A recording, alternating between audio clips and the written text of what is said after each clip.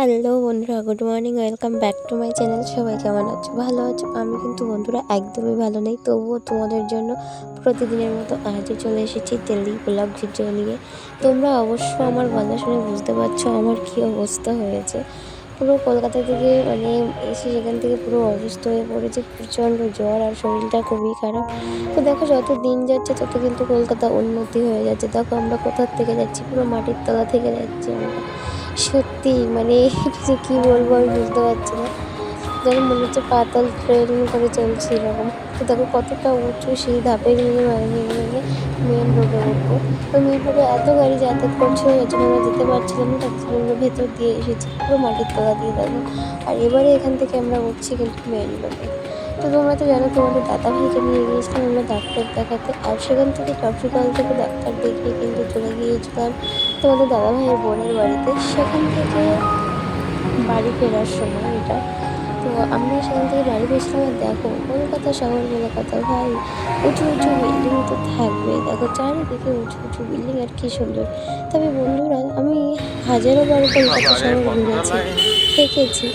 তো আমি একটা জিনিসের মানে উম, অনুভব করতে পারলাম না, শান্তি পেলাম না। যদি বলো কেন, গ্রামে যে শান্তি, এই শান্তিটা আমি কলকাতা শহরে পেলাম না।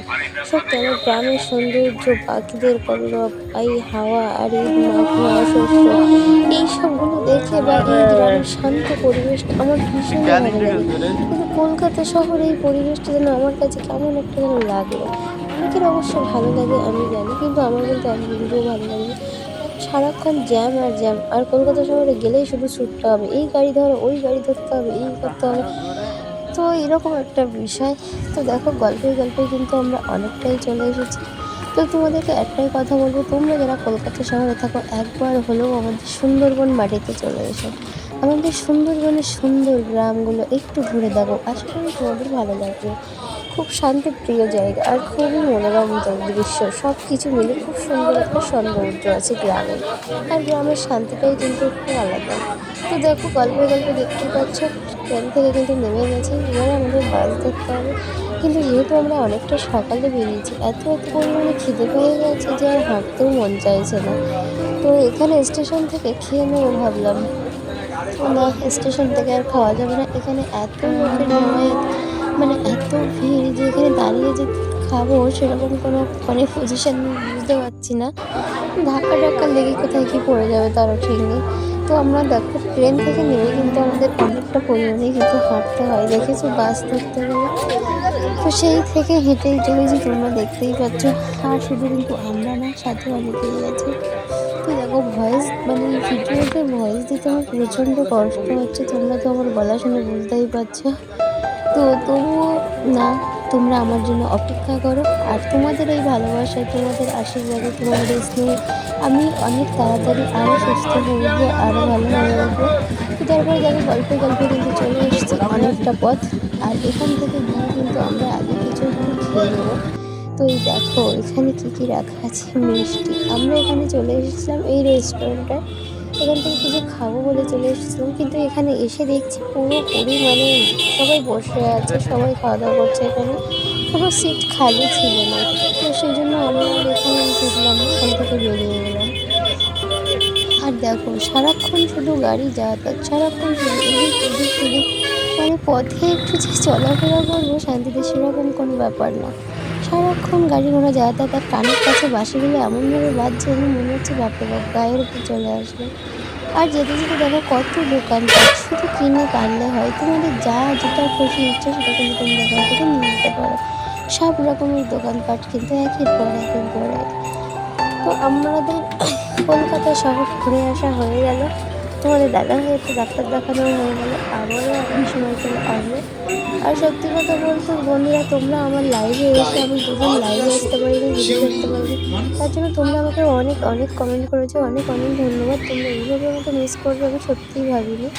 তবে খুব খুব খুশি হয়েছি, বিশ্বাস করে মনে হচ্ছে যে না, আমার জন্য কেউ আমার জন্য আমার পরিবারে কেউ আছে, এরকম মনে হচ্ছিল। তোমাদের এই কমেন্টগুলো পড়ে আমার সত্যি খুব ভালো লাগছিলো। তারপর দেখো, আমরা খেতে চলে এসেছি, আর এখানে এসে কিন্তু আমরা পরোটা নিয়ে নিয়েছি, আর সাথে নিয়ে নিয়েছি ডাল, আর নিয়েছিলাম ডিমের তরকারি। তো আমাদের তো খাওয়া হয়ে গেছে।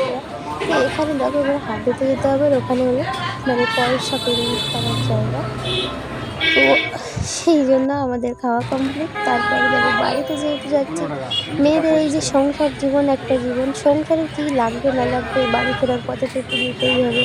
সাংসারিক জিনিস বলে কথা, সবটা মেয়েদের সব কিছু আগাম আগাম চাইতে চাই। মেয়েদের যেমন সাজগোজের জিনিসে একটু কম দিলে না পারে, ঠিক তেমনই সংসারের জিনিসপত্র যেন একদমই কম না পারে। তো দেখো আমি আসার সময় আমার মানে মনে ছিল যে আমি যখন বাড়ি থেকে আসি তখন আমার বাসন মাজা সাবানটা শেষ হয়ে যাওয়ার মতো হয়েছিল। তো আমি ভাবলাম যে না, সেখান থেকে যাওয়ার সময় একেবারে নিয়েই নিই, এতদিন হয়তো সেটা শেষ হয়ে গেছে, কিছু হয়নি। অত সেটা না ভেবে কিন্তু আমি নিয়ে নিলাম এক্সট্রা। আর এমনিতে মেয়েদের এটা কিন্তু একটা অভ্যাস, সব কিছু আগে ভেবে রাখা বা এক্সট্রা বেশি বেশি করে ভেবে রেখে দেওয়া। তো তারপরে দেখো ওখান থেকে কিন্তু বাজার টাজার করে নিলাম, আর আমার এই জিনিসটা কিন্তু তোমাদের দাদাভাই ভীষণই ভালোবাসে। তো তারপরে দেখো আমরা চলে এসেছি বাস স্ট্যান্ডে, আর আমরা আসার সাথে সাথে কিন্তু বাস কন্ডাক্টরও চলে এসেছে, বাস ড্রাইভার দাদাও চলে এসেছে। খুব আগেই আমরা কিন্তু গল্পে গল্পে পৌঁছে গিয়েছিলাম, আর এখন যাচ্ছি কিন্তু আমরা খেয়াঘাটে। যেহেতু বাসে প্রচুর ভিড় ছিল তার জন্য পুরো ভিডিও নিতে পারিনি, আর এমনিতেও কন্ডাক্টর ভিডিও করা দেখলে অনেকে ঝামেলা করতে পারে। এখন রেগুলার যেগুলো দেখছি যদি কেউ একটু ভিডিও করে গাড়িতে হোক বা ট্রেনে হোক, কিছু কিছু মানুষ আছে প্রচুর ঝামেলা করে বা প্রচুর হেনস্থা করে, তো সেই জন্য অতটাও সাহস হলো না।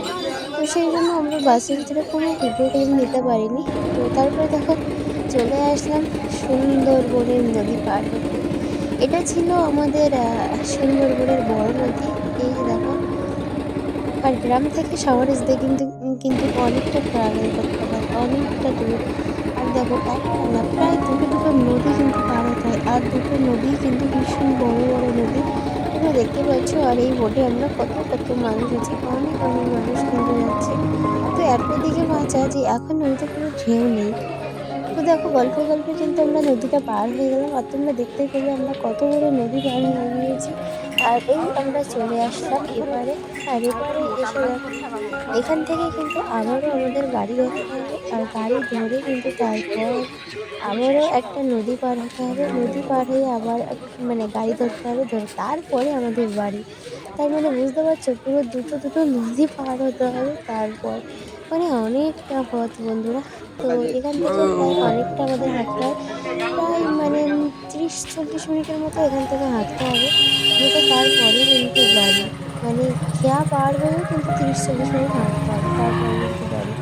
তবে হ্যাঁ, তোমরা যদি বলো যে গ্রামের দিকে এত হাঁটাহাঁটি, এত এই নদী পার হওয়া এসব তোমাদের কেন ভালো লাগে, বন্ধুরা এখানে একটা শান্তি আলাদা, তোমরা না আসলে তোমরা বুঝতেই পারবে না।